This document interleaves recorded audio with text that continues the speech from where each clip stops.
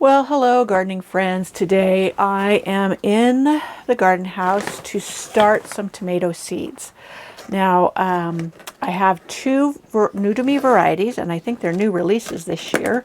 Let me open my container. I'm using a leftover container from a restaurant where we brought home some leftovers. It has a nice clear lid, which is great for seed starting, keeps the moisture in. I poked holes all in the bottom. I did this with a hot skewer.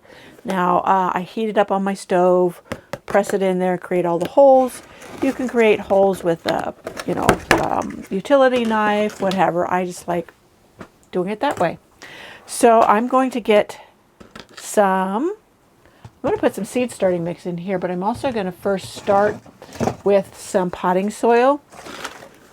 I know a lot of people will insist that you need to start with only seed starting mix because it's sterile, but I sterilized this before I started. I poured boiling water over it. Now I will use some seed starting mix on top.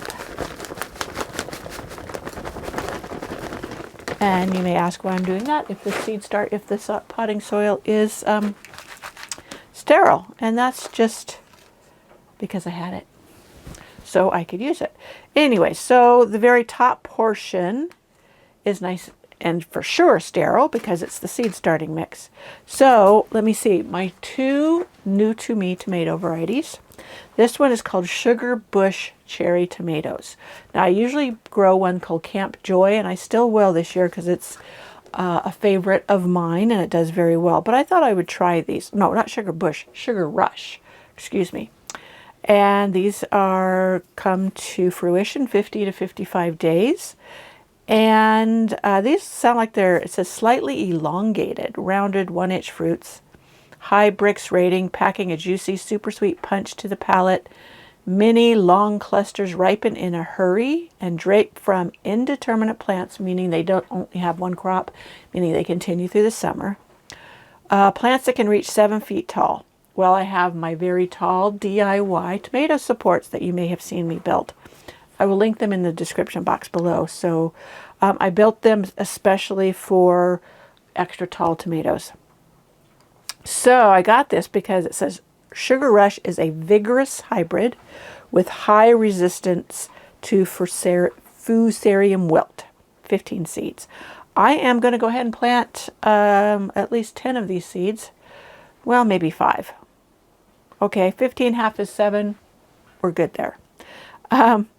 So that's what we're going to do. Now I like getting an early start. I cannot plant out until the 3rd weekend of May. I am zone 8A, but I am in the mountains of Northern California, and that is our last frost date, usually. We have gotten snow like the very last day of May. We've even had it the very first week of June.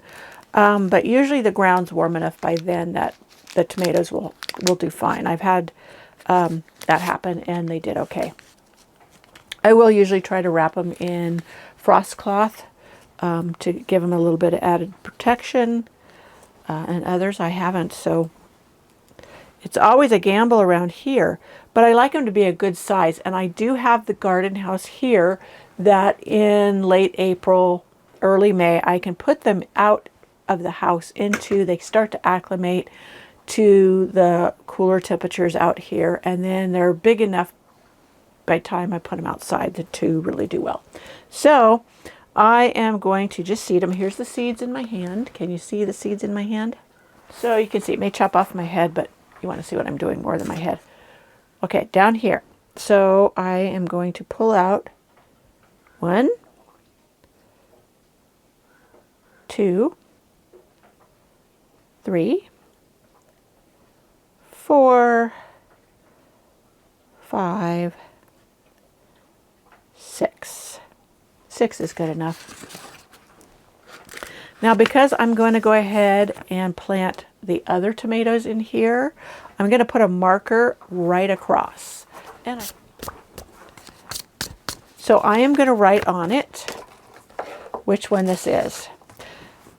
Now, I have them all together. This is right here. So why I like sowing tomatoes and other plants in flat trays rather than independent cell packs was because I have found they do better. They grow up together, they're more robust. And recently I had a conversation with an agronomist, I can never pronounce it, but it's a scientist, a farming scientist for agriculture. And I learned that vegetables and different plants, they will do better if they've been stressed at the beginning of their lifespan, like right after they come up, they germinate, they get a couple sets of leaves, and you transplant them. That causes a bit of stress. This ends up being a good stress because with vegetables, in some of them, it actually increases the nutritional value by the time you pick the fruit. I don't understand it. That's just what they have found in their scientific testing.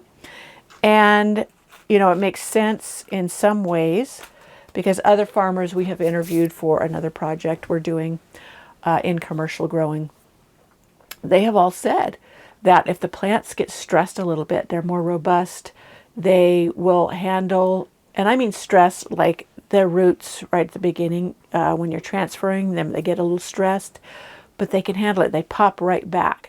And it just makes for a better all-around plant. They're more resistant to disease. They're more hardy. They can take some cooler temperatures better.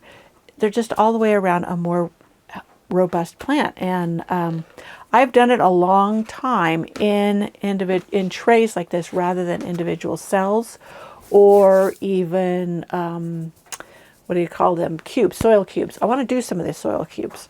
But when you transplant them from trays like this, where you got a bunch in there and you pot them on, they've done better for me. And I have a friend who's done the same thing for years, and she finds the same thing because I have done them in 6-packs too, or individual cells. And those farmers, what they were explaining, it made sense because that's what's worked well for me for a long, long time.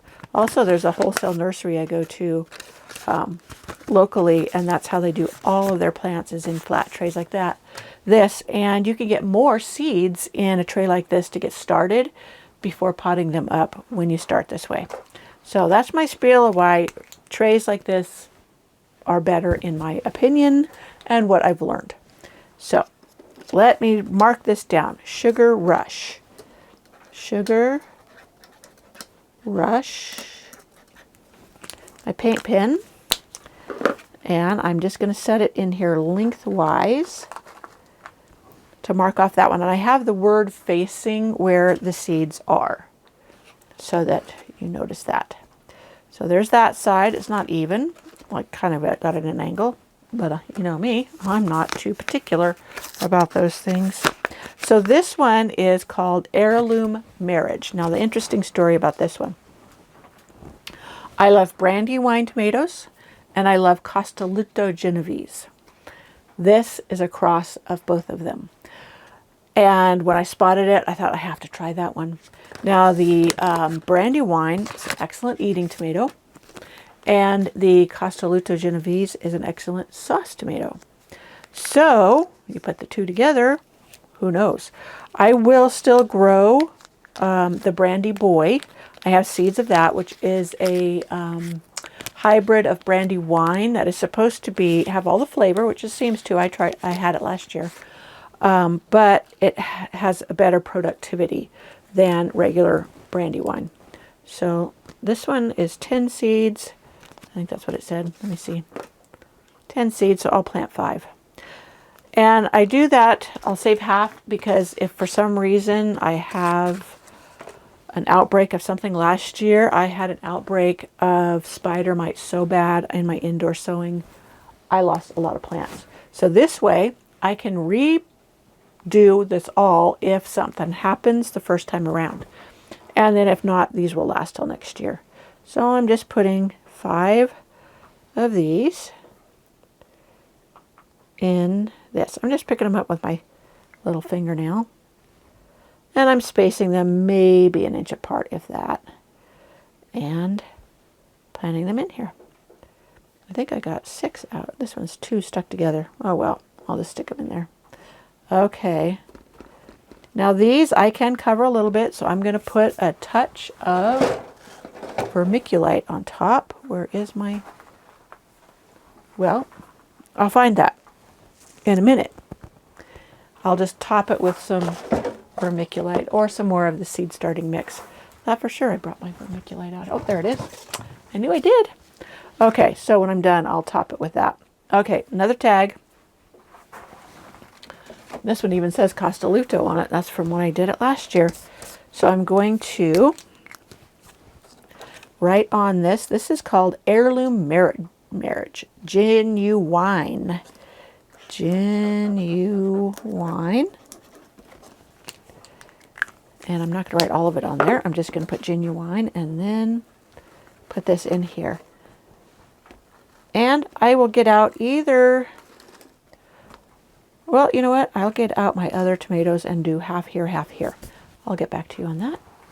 So, to keep track of all of this, I have my garden planner journal that I created. The link to it will be in the description box. And it helps me to keep track of what I started when. And I like to have it on a clipboard because I can write it. There's several pages, but this is my seed starting page. I'll show you the front page. I think it's so cute. Look at that. The secret garden door. I always love the secret garden. Okay, so I'm going to write down here the date or the plant. And I have Sugar Rush tomato. And then and today's the 12th of January. And I have the Genuine tomato. And it's also the 12th. Okay, so here when it germinates, I'll fill that in. When I transplant, I'll fill that in and any notes there. And I just keep my pencil there and my chart over here and my record. Okay, so the other tomatoes, I will get those out and we will get them planted. So I went ahead and sewed my Camp Joy and Brandy Boy as well in here. And now I'm going to place the lid on it. Now I have the markers in there, but I'm also going to mark the top of where they are at. So this one was the Sugar Rush. And this one was the Genuine. And then this one over here was Camp Joy. And this one here was Brandy Boy. Now I only did 5 of the Camp Joy and the Brandy Boy, and I have a few left over in case there's some kind of mishap. These I will soak. I will get it, put it in a tray of water, soak it, let it get really good and damp. I will put it on a heat mat on my light racks, and then when they germinate, they come off the heat mat, but they stay under the lights. So that is those 2 projects. Oh, I'm sorry. So there is my early start on my tomato seedlings. And they will be fine. They'll have to spend a lot of time inside, but I have extra levels on my rack that I have plenty of room to get my tomatoes started. And if you think about it, you know, this packet of seeds, I don't remember, it might have been $3, $3 or $4. And last year, the started plants that you got at the garden center or like at Lowe's or Home Depot, they were so expensive. One plant was $4 or $5 and it was not very big. So this will be well worth it. I can share with friends who want some extras that come up. I always have extras.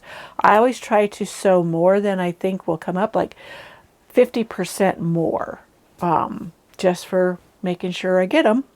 And then if I have extras, I can share with friends. And I do. So these should germinate in a week or 2, and we'll go from there.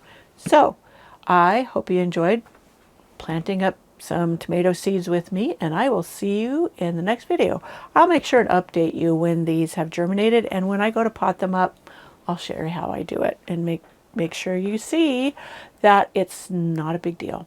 And As long as you're gentle, it won't harm them one bit. Some people like to cut off the extra seedlings, and that's just a waste because it's so easy to pot them all up and have them grow on and be just fine. All right, so what tomatoes do you like to grow? Leave a comment down below and let me know what varieties work really well for you. Now, every year I get an early girl because we have such a short growing season, and it will withstand, if I put it out a little early, it will withstand some colder temperatures.